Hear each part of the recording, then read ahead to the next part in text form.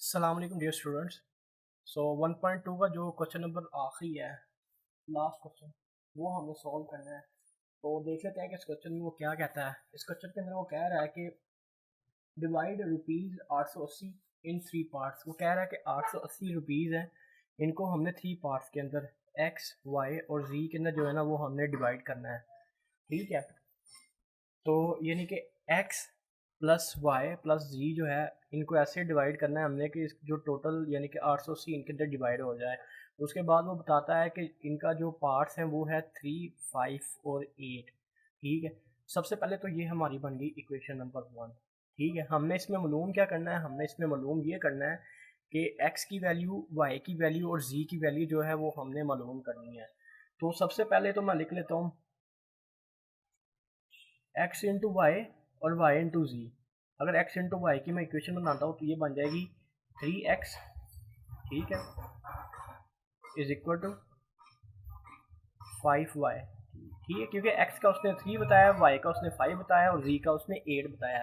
तो ये बन गया। और अगर यहाँ से मैं x की वैल्यू निकालता हूँ तो x आ जाएगा, ये इधर मल्टीप्लाई हो जाके डिवाइड हो जाएगा 5/3 इंटू वाई। ठीक है, ये मेरे पास बन गई इक्वेशन नंबर 2।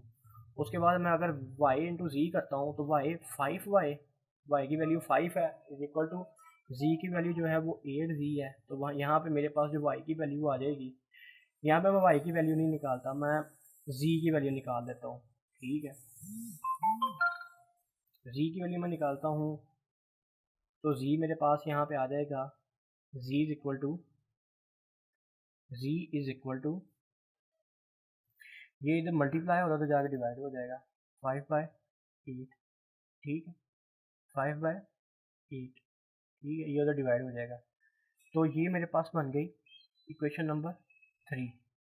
अब मैंने क्या करना है, मैंने x और z की वैल्यू इस इक्वेशन के अंदर डालनी है। ये वाली जो मेरी इक्वेशन बनी थी, यानी कि x जमा वाई जमा z इज इक्वल टू 880। ठीक है, x की मेरे पास वैल्यू है 5/3y। ठीक है, 5। y की वैल्यू मैंने खुद ही नहीं निकाली। ठीक है, जब मैंने यहाँ पे z, अगर आप यहाँ पे y की वैल्यू निकाल लोगे तो फिर आप यहाँ पे y की वैल्यू डालोगे, z की वैल्यू रहने दोगे। ठीक है, लेकिन मैंने क्या किया था, मैंने z की वैल्यू निकाली, y की वैल्यू नहीं निकाली, क्योंकि मैं यहाँ से सबसे पहले y की वैल्यू मालूम करूँगा, y की वैल्यू y मैं वैसे ही लिख दूँगा। ठीक है, z की वैल्यू क्या है, 5/8 y इक्वल टू 880। ठीक हो गया स्टूडेंट्स। अच्छा, उसके बाद क्या करना है, उसके बाद ये करना है कि मैं इसका एलसीएम ले लूँगा। ठीक है, एलसीएम मैंने कोई ऐसा पहाड़ा लेना है जो कि पूरा पूरा तकसीम होता हो। ठीक है, तो 24 जो है वो मैंने इसका एलसीएम ले लिया है। ठीक है, 24 एलसीएम। अब मैं 3 का कोई ऐसा पहाड़ा पढ़ूंगा, 3 का कोई ऐसा पहाड़ा पढ़ूंगा क्योंकि मेरा आंसर 24 आए। ठीक है, 1 का मैं कोई ऐसा पहाड़ा पढ़ूंगा कि मेरा आंसर 24 आए। 8 का मैं कोई ऐसा पहाड़ा पढ़ूंगा कि मेरा आंसर 24 आए। ठीक है, 3 का मैंने पढ़ा, 3 सात इक्कीस, 3 8, 3 8 24, यानी ये जो 8 है इसका मैं मल्टीप्लाई कर दूंगा 5 के साथ, इसके साथ। ठीक है, ये 40 बाई आ जाएगा, जमा यहाँ पे इसको 24 से मल्टीप्लाई करूंगा तो मेरा 24 आएगा। तो ये जो 24 है इसको मैं इसके साथ मल्टीप्लाई कर दूंगा 24 बाई जमा। ठीक है, 8 दिया, 8 3 24, तो ये 3 है, इसको 5 के साथ मल्टीप्लाई कर दूंगा, 5 दिया 15, 15 बाई इज इक्वल टू 880।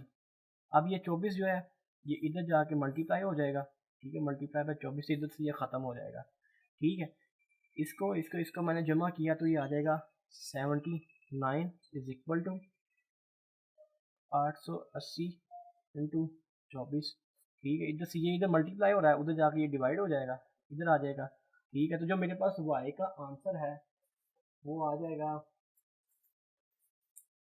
2674। ठीक है, अब मेरे पास ये आ गया। अब उसके बाद y की वैल्यू मेरे पास आ गई है, मैंने किसकी वैल्यू मालूम करनी है, x की और z की। तो इसके अंदर मैं y की वैल्यू डालूंगा यहाँ पे, तो मेरे पास x की वैल्यू निकल आएगी।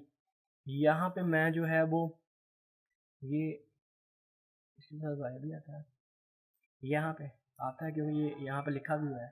तो यहाँ पे मैं अगर y की वैल्यू डालूंगा तो मेरे पास z की वैल्यू आ जाएगी। ठीक है, तो जो मेरे पास तीनों वैल्यूज़ आएंगी उसको मैंने फिर यहाँ पे इस इक्वेशन में डाल देना।